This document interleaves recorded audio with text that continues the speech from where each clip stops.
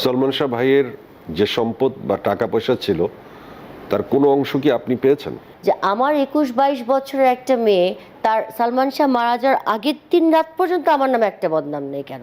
যেদিন সলমান শাহ এত বড় একটা দুর্ঘটনা ঘটিয়ে ফেললেন, আপনি কি ওই দিনকার আপনার উপর দিয়ে বয়ে যাওয়া ঝড়ের কিছু অংশ আমাদের বলবেন? এটা না জয়, একদম বলতে ইচ্ছে করে। এখানে বলতে গেলে I completely loose my track of focus on মানে আদার কোয়েশ্চেন্স, বিকজ এটা তো ইটস সো ইমোশনালি ট্রমাটাইজিং যে এটা, বিকজ আমি চোখে কি দেখেছি না, আমি এটা তোমাকে ব্যাখ্যা বোঝানো করে যাবে না। কোনো ভাষায় আমার আমার বাসায় কোনো ফ্যান নাই কিন্তু জয়, there's no fan in my house, in my entire house. It gives me trauma. I'm traumatized. কোনো বাসায় গেলেও ফ্যান থাকলে আমি দূরে গিয়ে বসি। It gives me trauma. তো তুমি বুঝতে পারছো যে আমার সময় তোমরা কিন্তু কোনোদিন এই জিনিসটা চিন্তা করছো না যে আমার 21-22 বছরের একটা মেয়ে, তার সালমান শাহ মারা যাওয়ার আগের দিন রাত পর্যন্ত আমার নামে একটা বদনাম নেই কেন?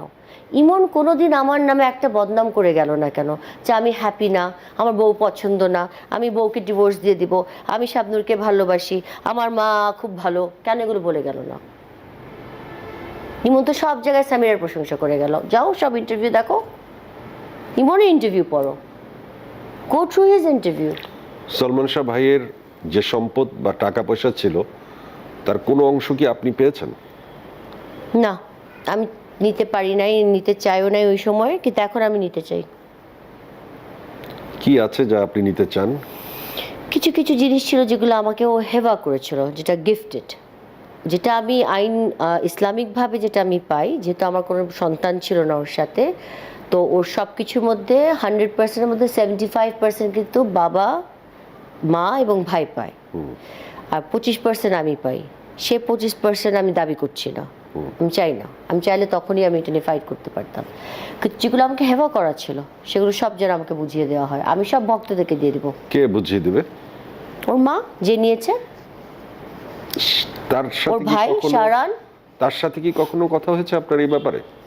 না, ওনার সাথে কি কথা বলার পরিস্থিতি আমার তৈরি হয়েছে কখনো? এই গত 25-30 বছরে হয়নি।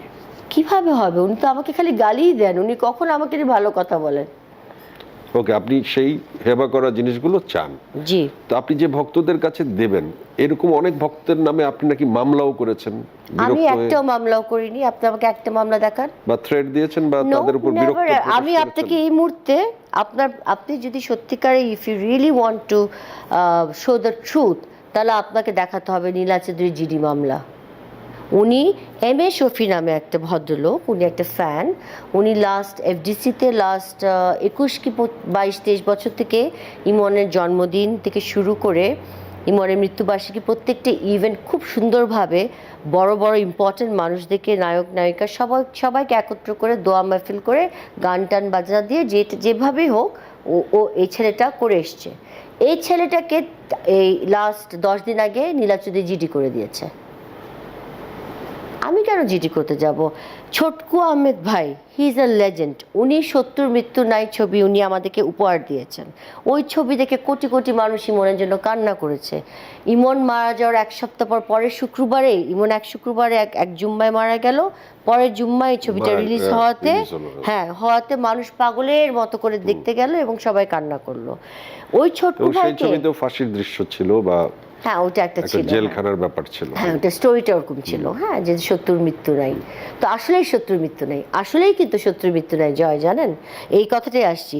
দেখো এই ছবিতে ছোটকু ভাই এখন সোহান ভাইয়ের সাথে আমার সাথে 4.5 বছর আগে আমার এই বাসায় এসে আমার থেকে কিছু কিছু স্টোরি নিয়ে গেছে, বলেছে আমরা ইমনকে নিয়ে একটা ট্রিবিউট করব। আমার শুরু হয়েছে এই মুসলমান শাহকে তৈরি করেছি, আমি একটা শেষ বয়স, আমার ব্রেন স্ট্রোক হয়ে গেছে। সোহান ভাই আমাকে বলছে গল্প করে যে আমার ব্রেন স্ট্রোক হয়ে গেছে, ছোটকু ভাইকে নিয়ে এসছি সামিরা, আমাদেরকে একটু তোমাদের, আমি তো জানি তোমাদের লাভ স্টোরিটা অনেক বেশি রোম্যান্টিক ছিল, ইমন অনেক পাগলামি করতো তোমার জন্য, ছোট ছোট গল্প যেগুলো ছিল ওগুলো তুমি আমাকে একটু ভেঙে বলো, আমাকে তুমি স্ক্রিপ্টটা তৈরি করে দাও।